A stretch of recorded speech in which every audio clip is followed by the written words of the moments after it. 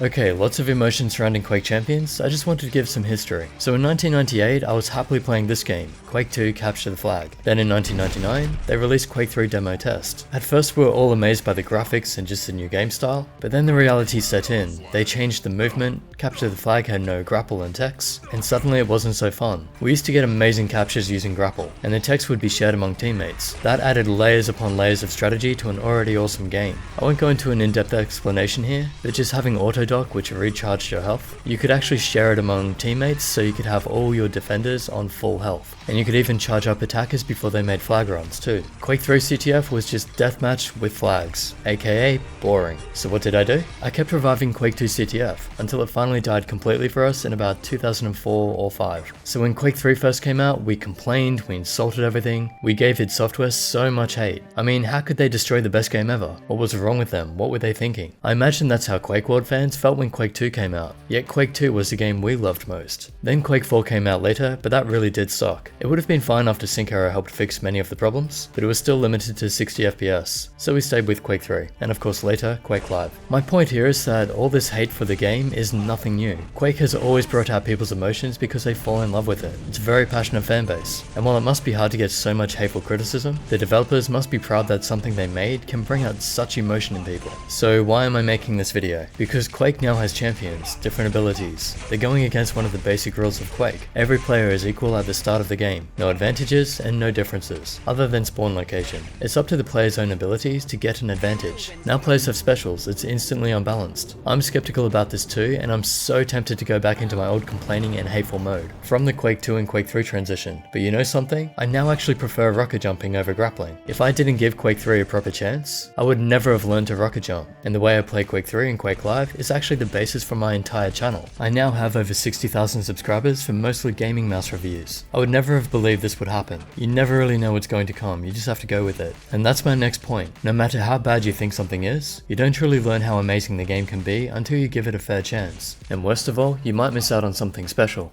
Even in Overwatch, people are coming up with creative ways of using the specials, and it's actually one of the best parts of the game now. As an example, I've seen people use the Mei Ice Wall to move their team across gaps. Creative and cool. The other thing is, in my opinion, Quake is still the best game ever made, but it's not the most popular. Sure, it's subjective, but since starting this channel, I've seen a lot of people show interest in the game, just they'd never seen it before and didn't know how to get into it. The fact is, in Quake, we've struggled to have a big community since Counter-Strike came out, and that was back in 1999. Quake simply isn't holding the attention of new players, or it's not reaching new players. To make it worse, when new players do come, they either get totally destroyed by old players, or sometimes even abused for being new, and often kicked from the servers too. Quake has too much toxicity in the community. Too many people who think they're amazing and only want to play with other good players. I do get that though. I was streaming last night on a new person's team, and we were getting destroyed. It was basically 4 vs 3. It's frustrating and boring, but I didn't insult the new player or have a go at them. I'd rather lose a few games than have no new players. So to all you old school players, if you really love Quake, please be friendly and help the new players.